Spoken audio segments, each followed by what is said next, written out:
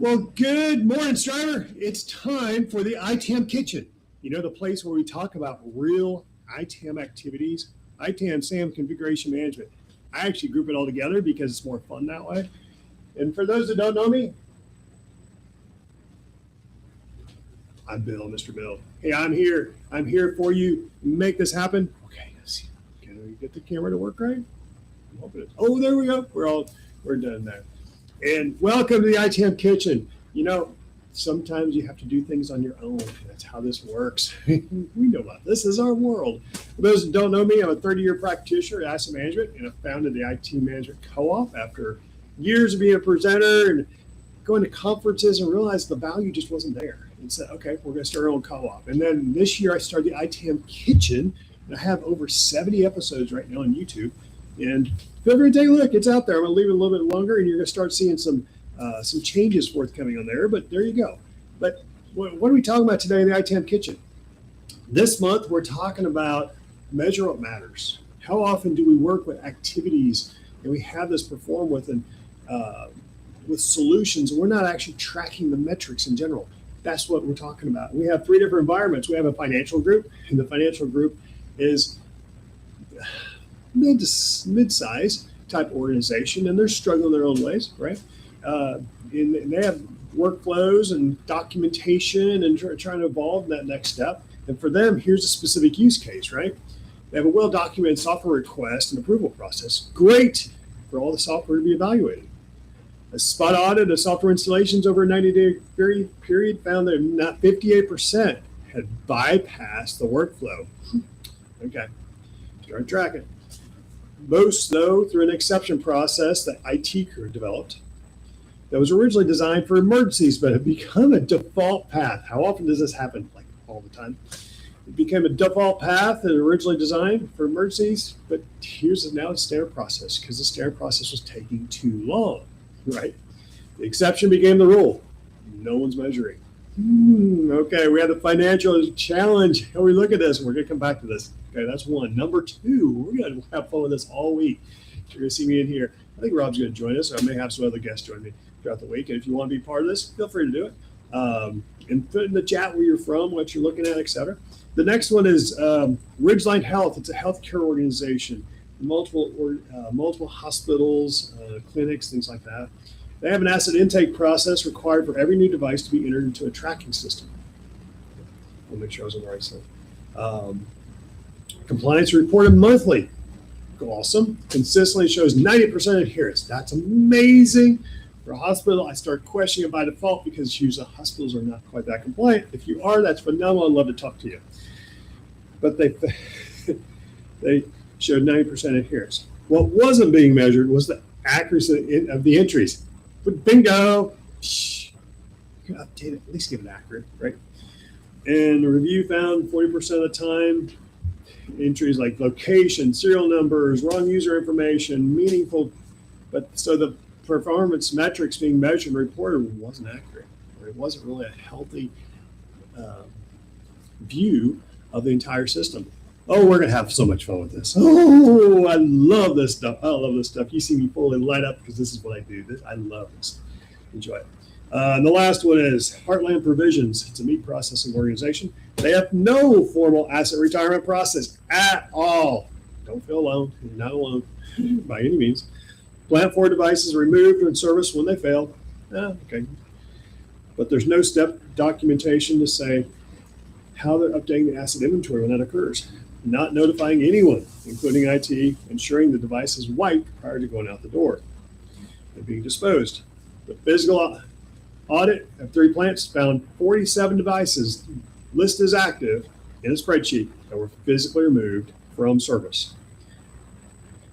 And in some cases, over 2 years previously, they were removed. So how do we deal with this? Let's just walk through it and dig into it one by one, because when you talk about what measure what matters, these are important because these are operational type activities. And the purpose is not to slap anybody in the hand, but provide visibility, stakeholder visibility. How you think about that? Let's write that down. The goal here is stakeholder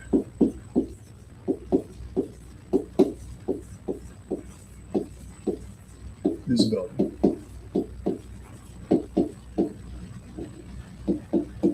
I can spell. If I can spell, I'm signing a microphone. I'm trying to make it happen here. So stakeholder visibility is critical, right? And we need to figure out, okay, why these type of surprises? Let's just go one by one, because when we talk about stakeholder visibility, is what does the metric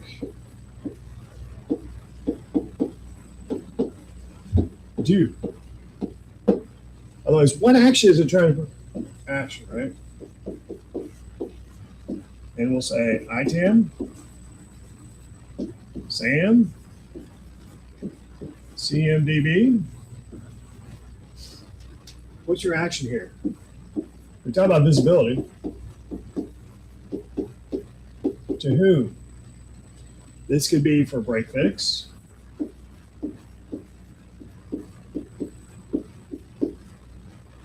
It could be for management. It could be for change management.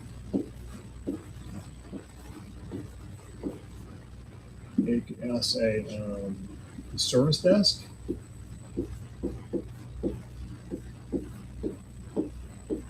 By the way, none of this is scripted. This is all free form type of output. Your learning experience, how I think about it, right? And it can be more, right? So you can do this. You can be contracts if you're doing renewals. It could be procurement.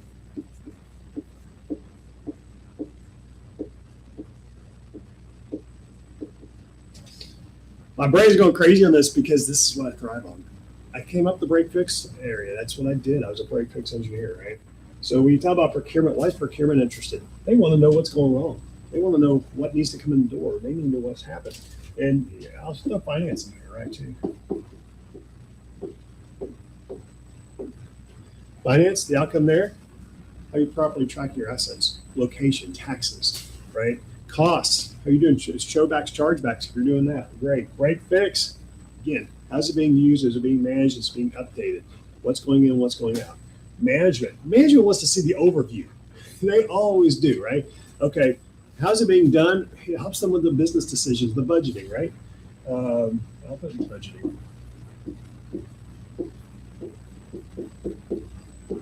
Again, we're not talking about anything crazy on this. We're not even thinking about that at all. Change management. Okay, how quickly are things being updated?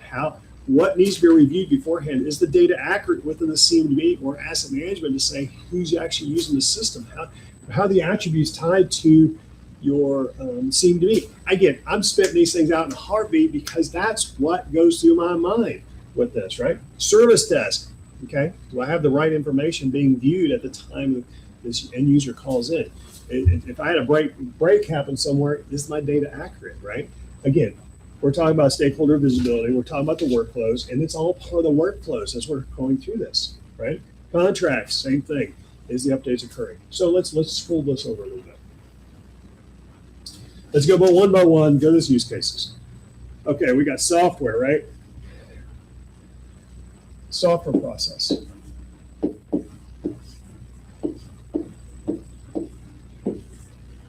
As you think about the request,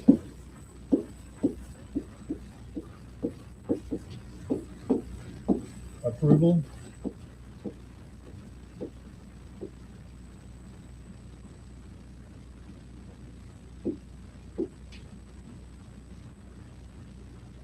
order. I'm keeping it simple on purpose. Oh, by the way, you want to see what my chart is? Here's my paper. None of these diagrams are on there. It's literally impromptu. When you go through this in a very simplistic form, right? If your approval process is usually your hang up, if it's ordering, you have a vendor problem. Typically, unless you have a procurement integration, which is bad. But your request to approval is typically where it's hung up, and the approval, that's what's happened here, is they say, okay, well, we found out that under certain conditions, you know what, we can do an exception in emergency. It passes right through. It's not going to take 14 days to review. That approval process, right? And what you're seeing here, more than likely, it's not the technology. But the question is, when you look at the process, what are you measuring, right? You have to measure the time of origination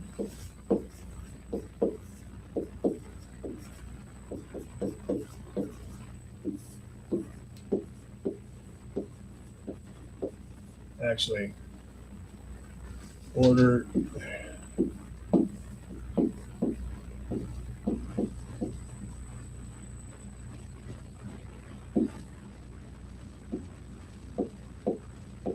I'll say through fulfillment over there. I do that on purpose, right?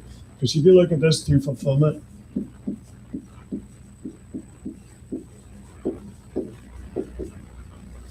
you want this to be as soon as possible. Procurement thinks about this all the time, right?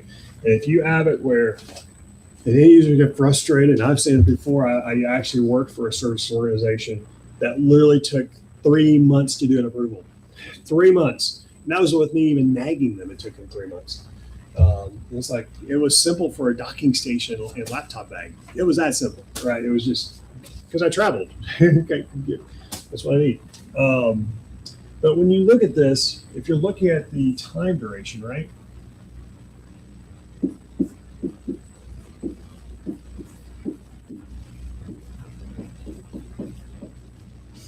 That's the critical part. That's it. Everyone's looking at that. That means productivity time. That's exactly what that means. So if your time or duration, if you find out that your process and your metric and how you're looking at these two from fulfillment to time of orientation, you can have fun with what smartboard while you're at it.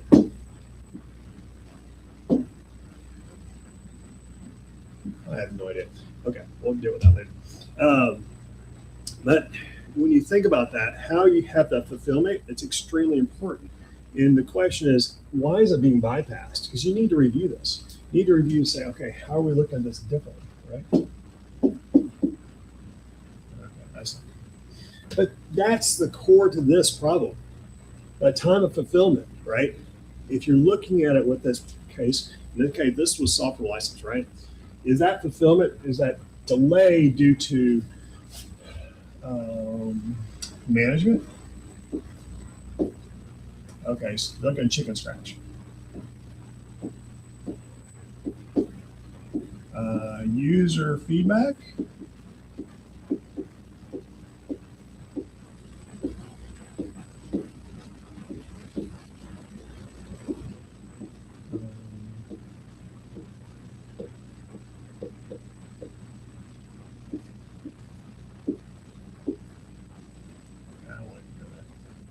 Okay, my brain goes crazy in a couple things. So is it due to management approval? Just make it happen there. Could be financial, product, whatever, right? That managerial review. Is it due to user feedback you're putting out there the user didn't respond in time, right? Or is it something around the software licensing, around software asset management to see what's available? Those are examples, right? And that's a critical part because what that does helps drive action for any of these individuals. All three of them are under review. And that's important. That's extremely important.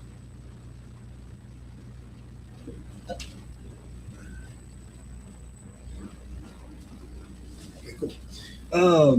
Now, what also be careful of, and because I'll just call it out, none of these vendors are actually endorsing me at all. Probably should, but that's a whole different story. Is when you think about like software asset management, irrelevant what the product is, they're going to say, we have all these out of the box metrics. Great. Are you using them? It's like, no, it's like, why not? Oh, they don't fit our needs. Okay, figure out how they fit your needs, right? Because if they say things like this, I'm going vendor agnostic here, right? It can be ServiceNow, it can be Flexera, you can do Avanti, you can pick your vendor of the week, right? When you go through the approval process, this is extremely important. These are things you don't learn in class, right? When you look at this and you understand this, like, okay, where's the human factor in this? Where do you move forward, right? These are not things that you're going to see in your training. This is more to understand, okay, what's that next step? This is not where, well, you can say, well, AI can fix it. Not really. Human interaction, human interaction, human interaction. AI is not going to fix this. Well, we can remove the user. Okay, what are you going to do? Management feedback, it might be a price justification. Okay, automation's already there. You don't even need AI. AI is going to help further. AI is taking some of it over. Great. Okay, still automation's always been there. That's always been there. User feedback, potentially you're doing a search. You can help automate it. Okay. SAM review, yeah, there might be some options depending on how you do it. It depends on the licensing. You want to be very careful with AI right here, though.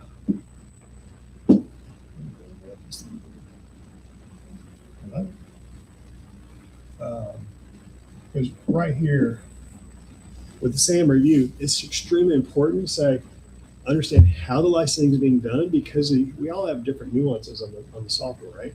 The question is, how is it being reviewed and how are you licensed in order to make a decision? AI needs to be validated. It's not automatic saying it's going to happen, because those business rules may have to be just manually reviewed. That's okay. It's like, well, that's not very strategic. It's not very efficient of my resources. Actually, it is. That's more from a resource optimization. It's more beneficial to use that and use a validation than it is to actually do all the work by far. So look at that. Okay, so just knock the financial group. See, to me, it's crazy when all this stuff happens, right? You have to have fun with this, and that's exactly what I do. Hold on a second. Changing the button there. Again, I thrive on this. This is what I do. I enjoy having company on the YouTube. I absolutely do, but sometimes it's like, you know what? Just knock it through. So that was the financial group. And by the way, that was just for that financial group. That problem happens. This problem over here, I don't know what organization that doesn't occur with. That's true. Everybody struggles with this. Everybody. Well, I've got all efficient. If you do, it's because you've refined it. And I'm proud of you. And I do know of a couple of organizations that have done really well in that, but they had to really fine tune it. And I've been around that. Actually, one of the organizations I've been around for 20 plus years. Yeah. And I've been told they did efficient, and it got more efficient because of COVID, actually. They figured out how to automate all that. That's awesome. I want to hear more stories like that. It's not about, okay, how can I pontificate more? It's not that at all. I want you to be able to figure that out. That's the whole idea. Okay, next. We're just going to knock these right out and just have more fun. Ridgeline Health. Okay, this is about the intake process, right? Needs to be tracked in the system within 5 days, compliance. But they found all the data was being tracked. Oh my gosh. This is actually the number one or number two.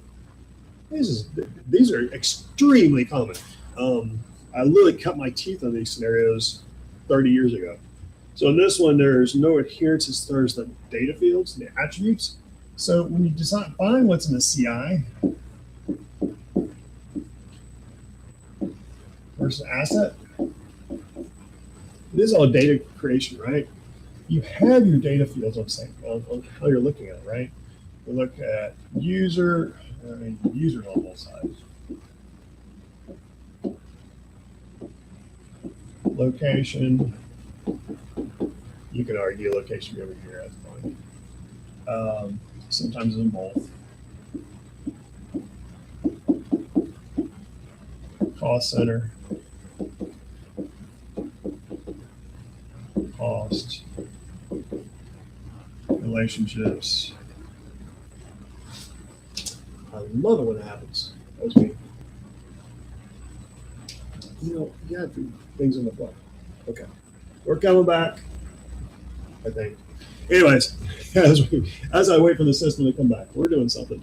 When you think about the fields and how good, there it is. Nice.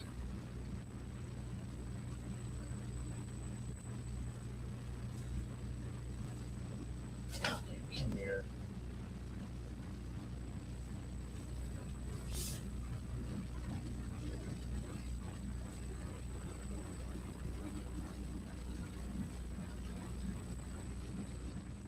Pardon me a second. Okay, I'm having fun with tech here.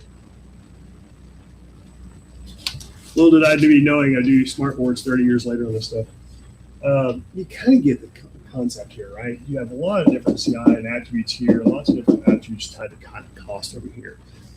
You have to manage and maintain these. And there's also the validation. You can do like CI certification, right?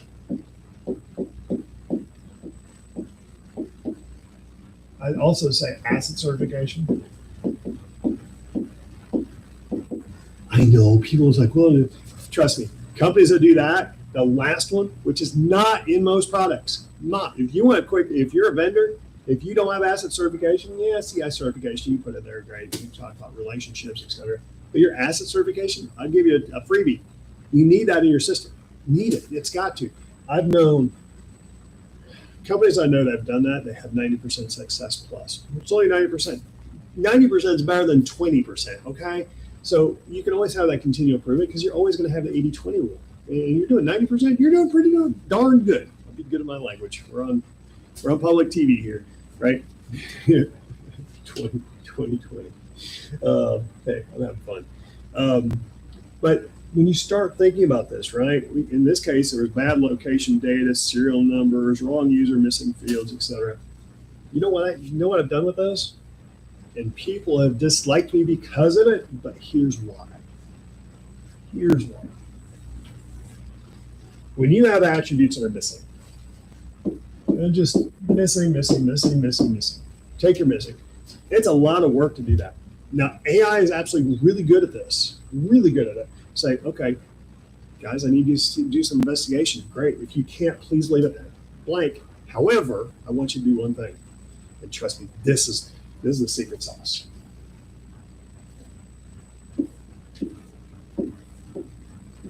Here it is. It's really hard. It's earth-shattering.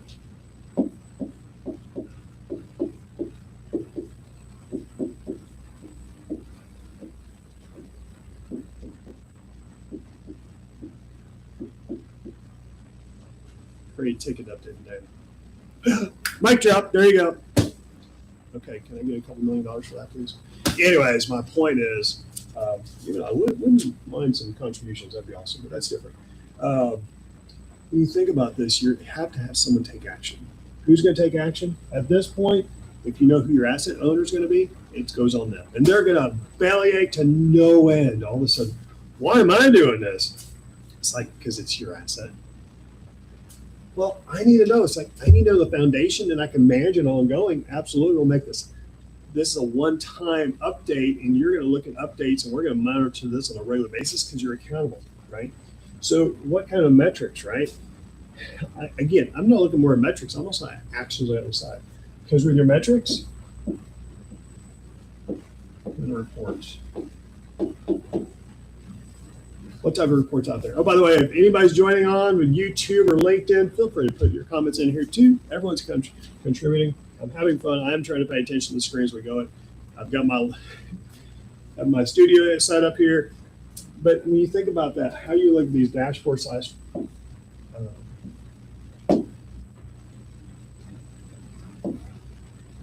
dashboard.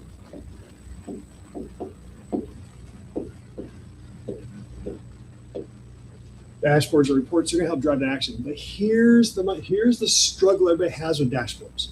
Everybody. And I don't care whether you're talking about FlexAir, ServiceNow, Avanti, irrelevant who the customer is, who their customer is. It doesn't matter. What's your environment? Anything, all across the board. Dashboards are the hardest thing to set up. You know why? This problem right here. These empty fields. That's why most of them struggle, right?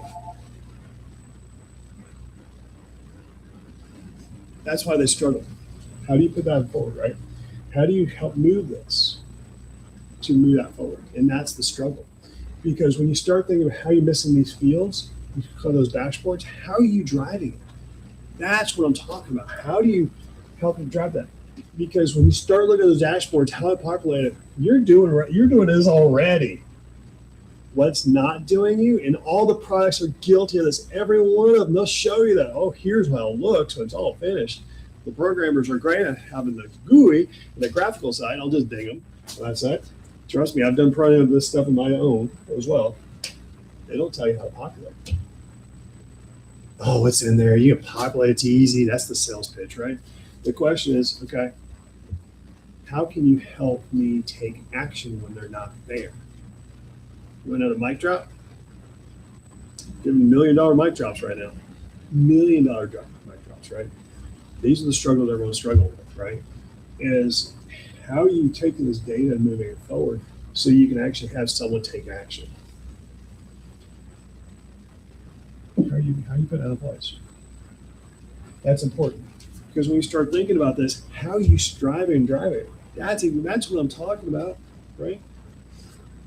Now we're going strong and hard on this. Again, I'm kind of on a roll because so you see me kind of in my, we might actually finish it early today. It's possible. You can tell I have absolutely no passion in this. Sure. But what else does this do? It drives accountability. That's what you're really driving home. Because when you talk about the heart of what asset management is about, it's this. It's this. This of everything in the entire month, this is the core to everything. If you can't get this part down and understanding it further clarity, okay, what are we doing? Why are we bothering? There's no support inside the organization. I'm just going to call it out, right? I'm not shy about that whatsoever. So how can you work this? Okay, so let's go through the third one. And again, we can do a lot more, and maybe there's additional talking points we can add in this. Asset retirement. Woo, yeah, come on, baby.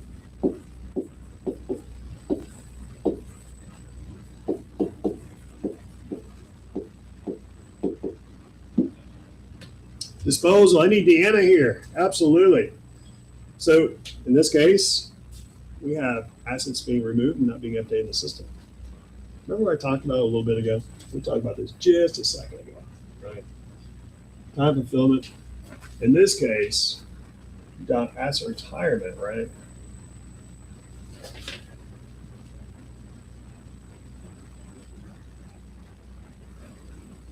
Your asset retirement.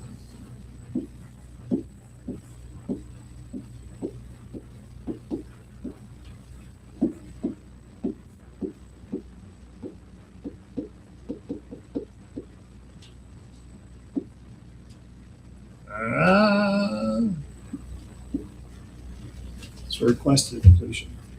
Now here's the thing for you. We talk about the request to completion, right? This is a disposal request.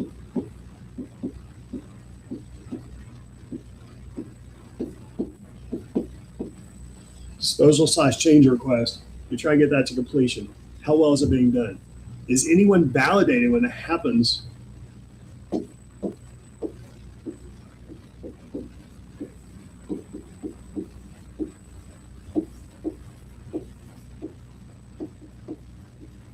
Is anyone validating the updates? 95%. I'll go 99%. I'll go 99%. 99% of the time, the answer is no. The answer is no. Right there. That's it. You want to have AI do it? Absolutely. Leverage AI for that all day long. You don't have to have a person. If you want to do offshore, fine. If that's really what you want to do. I'm not trying to diminish it. But I can leverage AI for this to provide me a lot of validation and say, again, it's back about accountability. When you look at these changes, you're looking at the attributes, what's being updated, what's not. Okay, what's updating? Okay, I need a status change.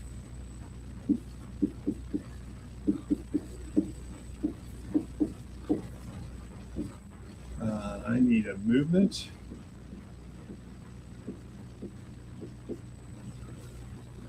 I'll say of location. Actually, yeah, let me go even more than that. User change, location change,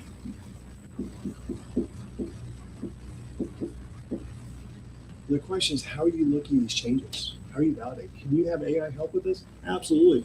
What's AI going to do? It's going to prompt someone to take action. Please validate this is what you move to. We've been doing this barcode scanner for 25 years, at least. Yeah. Actually, we're doing barcode scanners longer than that. If you go to the old barcode tied to the PC, we've actually been doing it for 30 years. But when you think about this, when you start putting this in a break fix process, well, it gives them more tasks. They already had the tasks. They ignored them. They ignored them, right? You may say, well, we never required. Okay, you're not going to be required. You're going to call it that. That's fine. But a lot of organizations ignore this and they say, well, that's not right. It's like, well, you ignored it. What do you expect? It's not going to be magically update. These things do not magically update. Well, Discovery is going to tell me. Discovery is not going to tell you squat. Why? Is because Discovery doesn't even know it's on the wire anymore. It's never going to discover it. It gets deleted because it's operational. It's no longer operational state. This is an asset management state, right? In the retirement side. So I'm just saying, I'm a little passionate about it. So being able to further enjoy that, figure out the next step. Let's look at that. Hold on a second. Okay. I'm hoping it's coming through. Yeah, there we go. Okay, cool.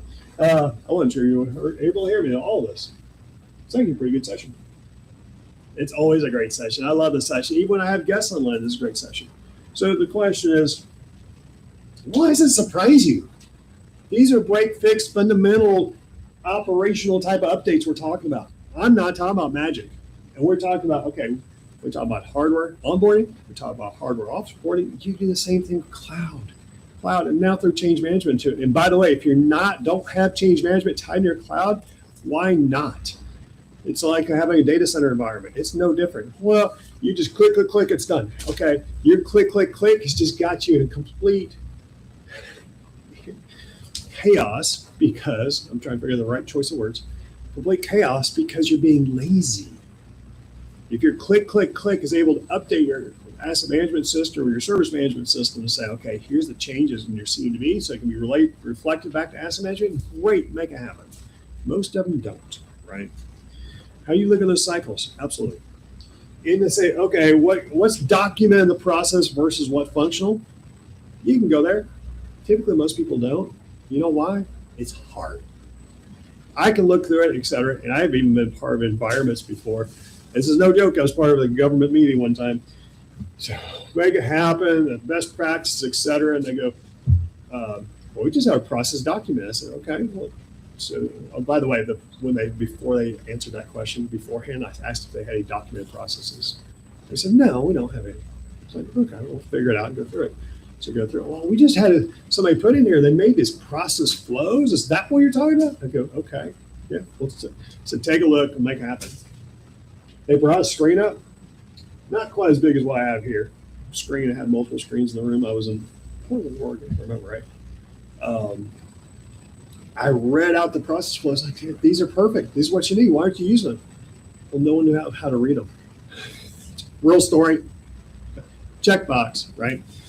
So the workflows for them was one for the workflow for people to actually understand what was being done. That's no joke.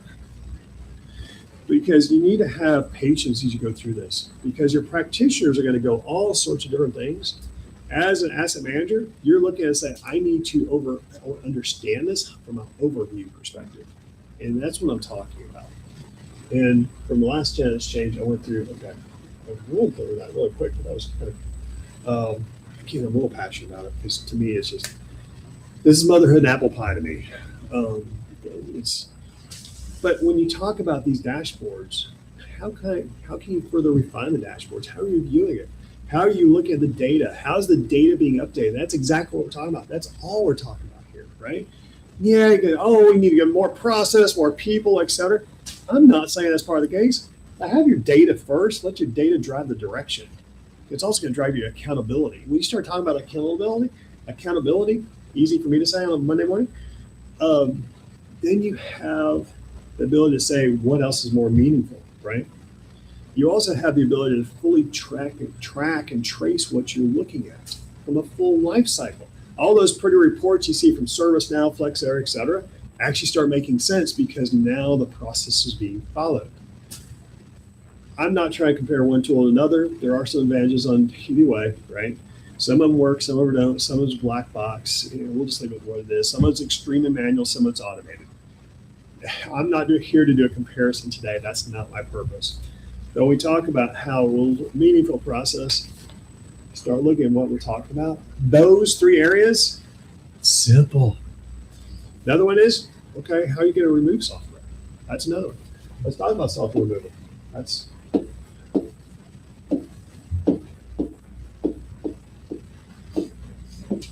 okay. Someone's not supposed to have it. Remove software.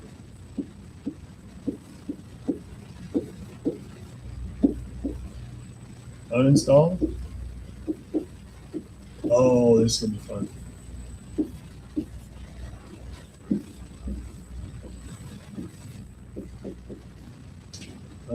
Registry.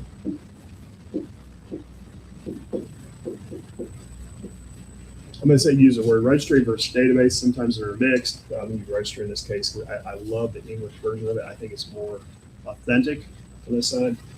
But if you're talking about software removal, it's another metric you need to track. How well is it working, right? You put a request, right?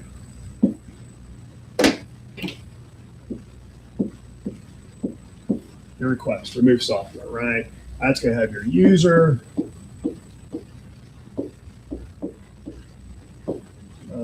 cost center,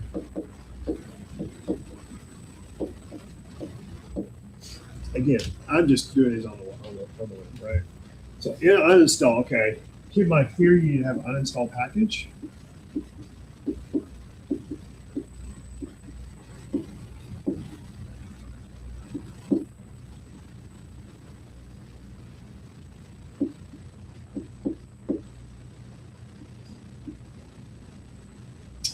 Script.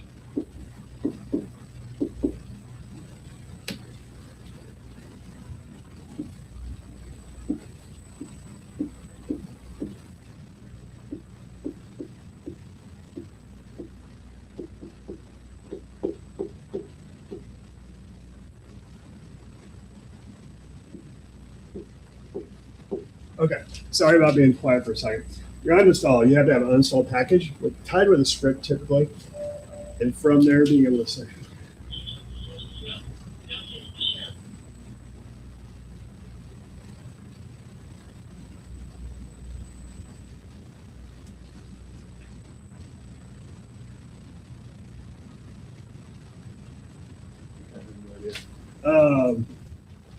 uninstall package, script, close and update request, right? As you're looking at this, when you have those steps involved, how you uninstall, and typically most of your problems are going to happen right here, the uninstall package. 9 times out of 10, they're not there. They'll do an install package, they won't do an uninstall, which is required. Then you update the asset registry. So, asset registry, and you're tracking it. Not involved. Now start monitoring it. How are you looking at from the initial request all the way through completion? Oh, by the way, there may be a change management in here too. Potential.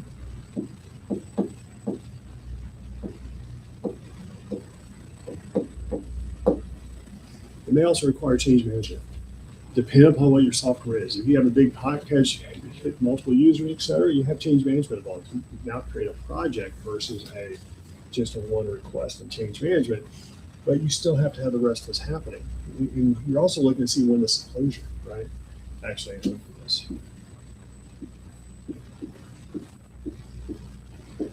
In reality, you're going to update the registry before you close an update request. That's the right place.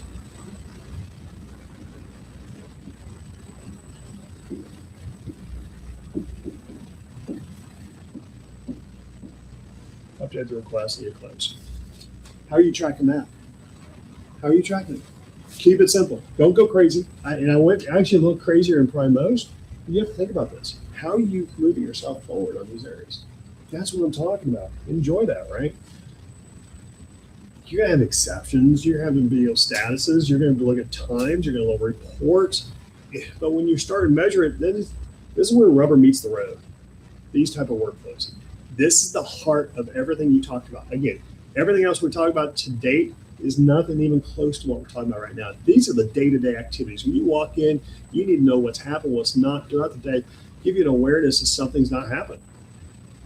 Your CMDB is out of whack. I can count one of these.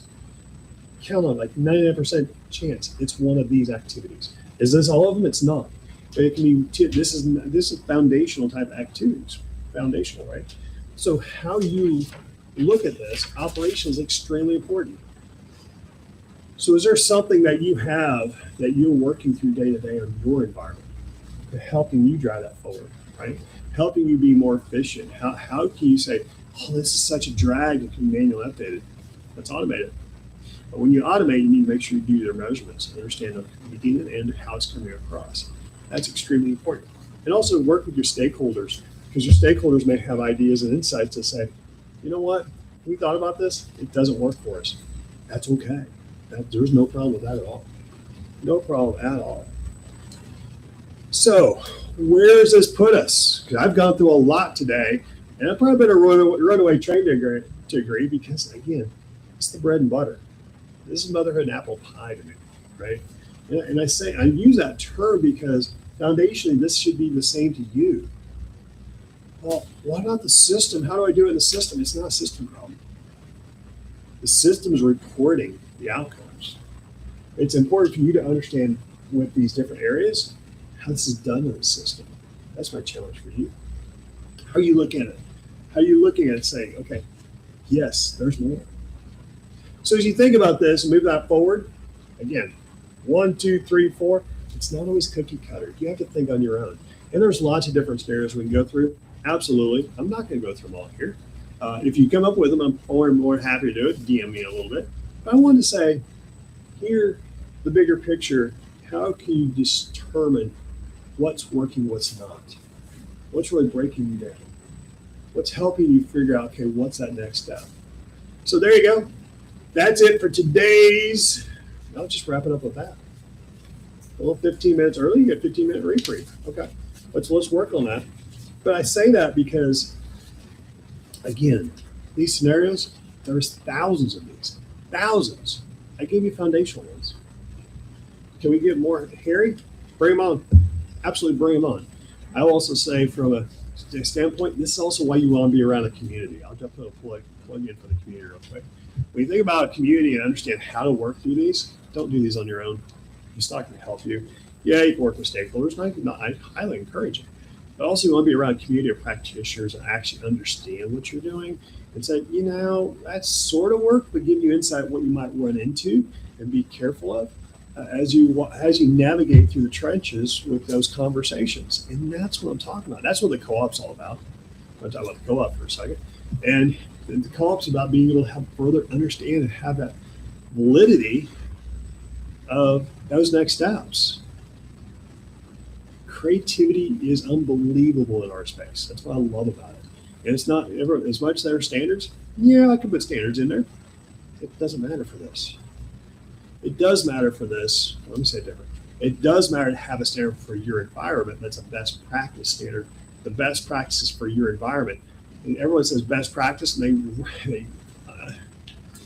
it's become a bad term in many sense because everyone says, oh, here's the best practice of how the product works or how we believe asset management works.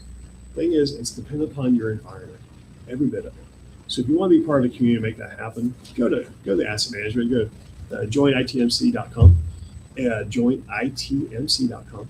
And I just put a little plug-in out there for the co-op because when you look at that, here, let me get this on.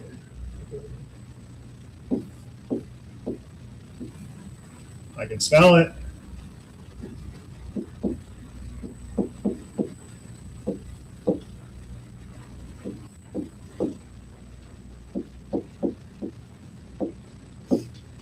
It's the only community that helps asset managers, software asset managers, configuration managers, and we're also doing for seasoned individuals, specifically seasoned to help you to go to the next step. And that's what I'm talking about. If you want to join part of the community, be part of that. Don't worry about all the other fluff. Don't worry about the certifications. Yeah, they'll get you started. That's great. I know people that take certifications just to get the job, but it still doesn't help them. You guys are literally wasting your money. You want to be part of a community that grows? That's what I'm talking about. Figure out how you can make it work, move forward, and be there. With that, that's today's ITAM Kitchen. You have yourself a great rest of the day. Appreciate all the time and support you're providing me, and figure out what that next step is. Feel free to reach out to me if you have any topics you'd like to discuss. Have a great day.